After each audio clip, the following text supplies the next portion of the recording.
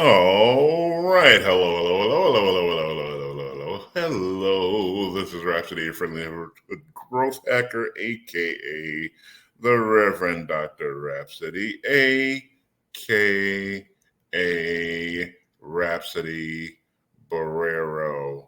And today we're going to be talking about the emotional scale. And I got word of that from Esther Hicks. She's got a YouTube channel where she goes over lots of really cool, important stuff. And this is just something that I don't see. I literally haven't seen it anywhere else. So it makes me believe that it's not something that's just general knowledge. So I like to make sure that general knowledge, what is not general knowledge, that is of use to you, finds its way to you. So what we're talking about here is the emotional scale, at the top of which there's joy, appreciation, empowerment, freedom, love. Just below that, we got boredom, pessimism, frustration, irritation. Just below that, we've got doubt, worry, blame, anger. Just below that, we've got revenge, hatred, rage, jealousy, insecurity, guilt. And at the very bottom, we have fear, grief, desperation, despair, and powerlessness. And one of the things that she brought to mind, and it's not something that we normally think about, because, like, let's say if you find yourself in a state of powerlessness, all you can think about is powerlessness, and you're not even able to drum up how you could possibly find your way out of that. But what she talked about was just moving ever so slightly up the scale as far as you're able to go. Like, if you could go, even if you could go from powerlessness to desperation, but that, I feel like that'd be much of a stretch. If you could go from powerlessness to despair, despair is something, you can, things aren't looking great, but you're not powerless. You're just observing that things aren't looking great. And if you could move from despair, say, to grief, then you're in a better position than you were when you were just seeing yourself in despair. And if you were able to then say, okay, let's jump from another area. Let's say you're angry. Something happens and you get angry. And for whatever reason, you're angry, and not a good thing. It might possibly, if you could move yourself emotionally from anger to irritation, which is something that I do a lot, because a lot of things happen in my life that some people would look at and say, wow, I'm surprised you're not really angry. And I'm like, the first anger might be the first thought, but then I normally wind up just at irritation. And from irritation, you can just easily slide up to frustration easily.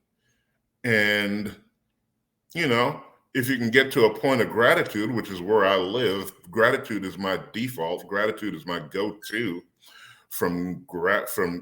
With gratitude, if I'm at frustration, I'm more likely to move to love.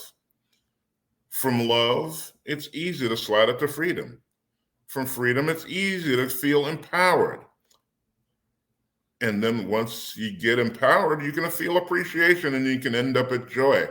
Now, granted, there aren't a lot of people, at least that I have met, that are capable of maintaining joy 24/7 without the use of pharmacology or illegal substances.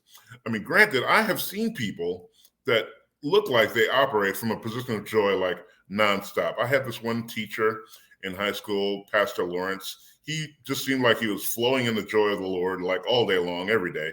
And if he ever got upset about something or something didn't hit him right, he might have gotten a little frustrated. He was never pessimistic. He might have gotten a little frustrated. He might have gotten a little irritated, but he'd always jump back to love.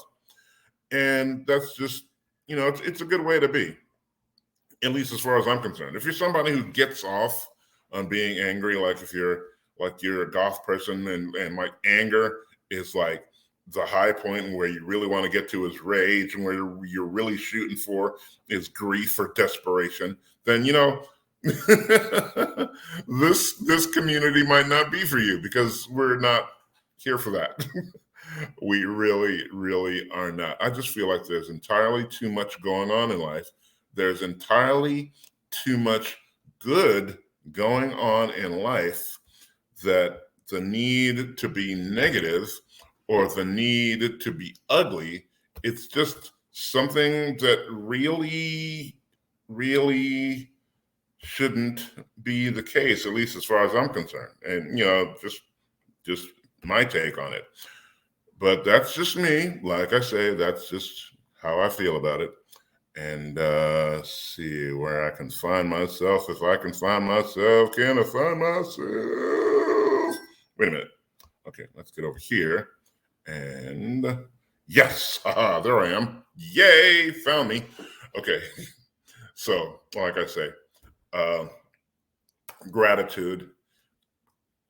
I once had a mentor who gratitude was such a foreign thing to him that the best he could come up with was that he was grateful that he had a regular elimination, and that was the best he could come up with.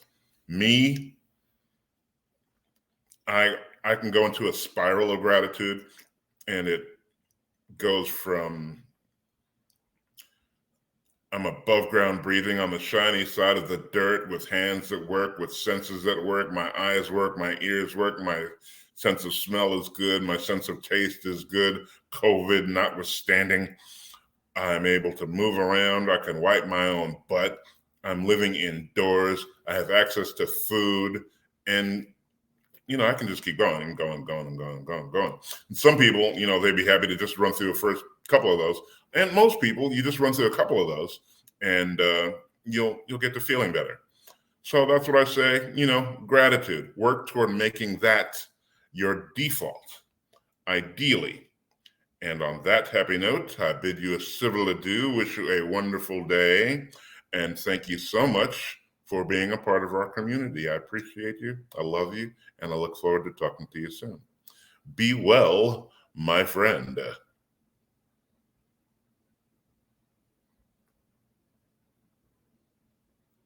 Huh, interesting. Hold on.